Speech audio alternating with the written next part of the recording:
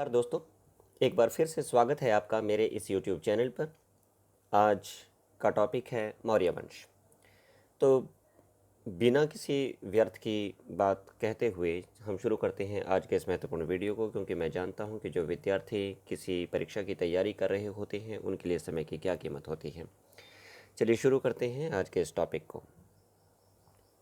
हमारा पहला प्रश्न है, यूनानी ग्रंथों में किस मौर्य शासक के लिए सेंड्रोकोटस नाम प्रयोग हुआ है? चंद्रगुप्त मौर्य, चंद्रगुप्त द्वितीय, बिंदुसार, अशोक। सही उत्तर है चंद्रगुप्त मौर्य। एंड्रोकोटस और सेंड्रोकोटस नाम चंद्रगुप्त मौर्य के लिए प्रयुक्त हुए हैं। एरियन और प्लूटार्क ने एंड्रोकोटस नाम चंद्रगुप्त मौर्य के लिए प्रयोग किया है, जबकि सर विलियम जोन्स सेंड्रोकोटस नाम चंद्रगुप्त मौर्य का मानते हैं, अर्थात उन्होंने चंद्रगुप्त सेंड्रोकोटस जो है वह चंद्रगुप्त के रूप में चिन्हित किया है। दूसरा प्रश्न, किसने पाटलिपुत्र को पोलीप्रोथा कहा है? Megasthenes, Plutarch, Strabo, Arrian. सही उत्तर है मैगस्थनीज। मैगस्थनीज ने अपनी पुस्तक इंडिका में पाटलिपुत्र, जिसे आज हम पटना के नाम से जानते हैं, को पोलीप्रोथा कहा है। किस ग्रंथ में शूद्रों के लिए आर्य शब्द का प्रयोग हुआ है? अर्थशास्त्र, मुद्रा राक्षस, इंडिका, अष्टाध्यायी। सही उत्तर है अर्थशास्त्र। अर्थशास्त्र पुस्तक, जो कौटिल्य की रचना है, में शूद्रों के लिए आर्य शब्द का प्रयोग हुआ है। कौटिल्य द्वारा रचित अर्थशास्त्र कितने अधिकरणों में विभाजित है? 12, 13, 14, 15। सही उत्तर है 15 अधिकरण। कौटिल्य द्वारा रचित अर्थशास्त्र पुस्तक में 15 अधिकरण और 150 अध्याय हैं। किस मौर्य शासक को अमित्रघात भी कहा गया है? अशोक, चंद्रगुप्त मौर्य, बिंदुसार, चंद्रगुप्त विक्रमादित्य। चंद्रगुप्त विक्रमादित्य गुप्त वंश से हैं। सही उत्तर है बिंदुसार। बिंदुसार के लिए अमित्रघात, अमित्रोकेडीज और अमित्रोपेंटस शब्दों का प्रयोग हुआ है, जिसका अर्थ है शत्रुओं का नाश करने वाला। किस स्तंभ लेख में अशोक ने स्वयं को मगध का सम्राट कहा है? मास्की स्तंभ लेख, रोमिंदई, भाब्रू, रानी का अभिलेख। सही उत्तर है भाब्रू स्तंभ लेख। भाब्रू राजस्थान में जयपुर के निकट बैराट या विराटनगर में स्थित है। इस स्तंभ लेख में अशोक ने बौद्ध धर्म में अपनी आस्था प्रकट की है। यह अभिलेख सम्राट अशोक के बौद्ध धर्म में अनुयायी होने का स्पष्ट प्रमाण है। सातवां प्रश्न, किस ग्रंथ में चंद्रगुप्त मौर्य के लिए वृषल शब्द का प्रयोग किया गया है? बौद्ध साहित्य, जैन साहित्य, पुराण, मुद्रा राक्षस। सही उत्तर है मुद्रा राक्षस। मुद्रा राक्षस विशाखदत्त की रचना है। विशाखदत्त द्वारा यह ग्रंथ संस्कृत भाषा में रचित है।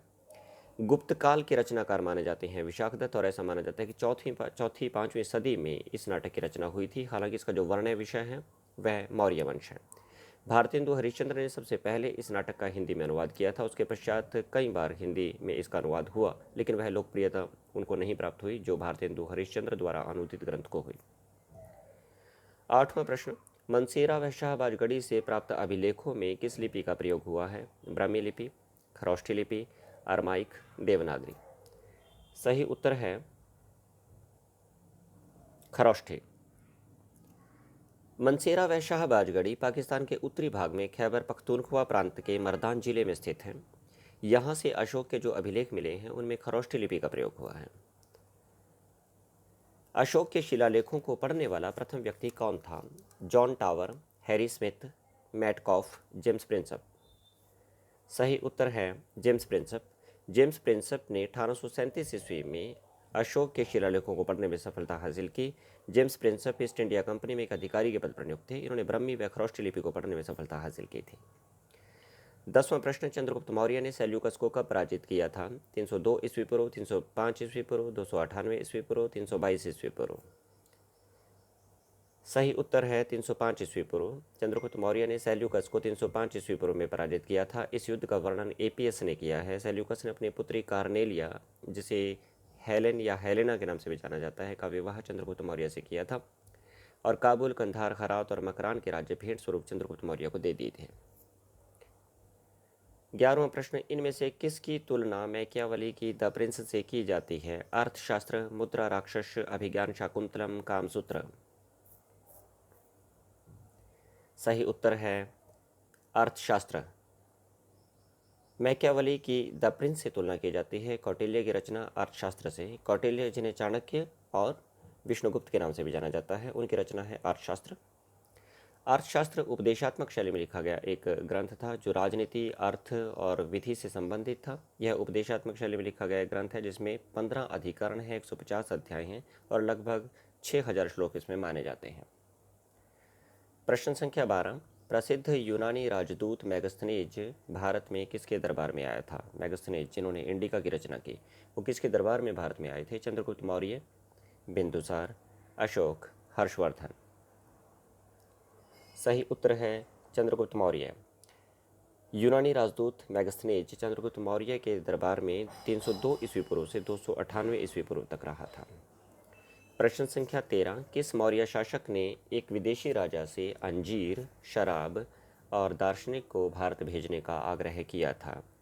विकल्प हैं चंद्रगुप्त मौर्य, बिंदुसार, अशोक, बिंबिसार। सही उत्तर है बिंदुसार।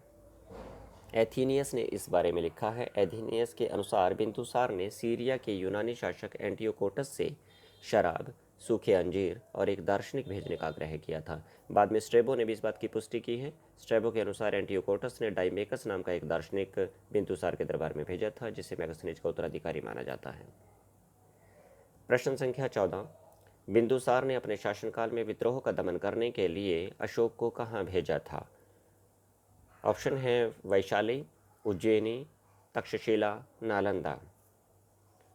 सही उत्तर है तक्षशिला। बिंदुसार ने अपने शासनकाल में अशोक को तक्षशिला में हुए विद्रोह का दमन करने के लिए भेजा था। वास्तव में बिंदुसार के समय में तक्षशिला में 2 विद्रोह हुए थे। पहले विद्रोह का दमन करने के लिए उसने अशोक को तथा दूसरे विद्रोह का दमन करने के लिए अपने दूसरे पुत्र सुसीम को भेजा था।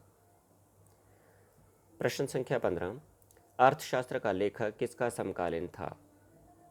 अशोक, बिंदुसार, चंद्रगुप्त मौर्य, अजातशत्रु। सही उत्तर है चंद्रगुप्त मौर्य।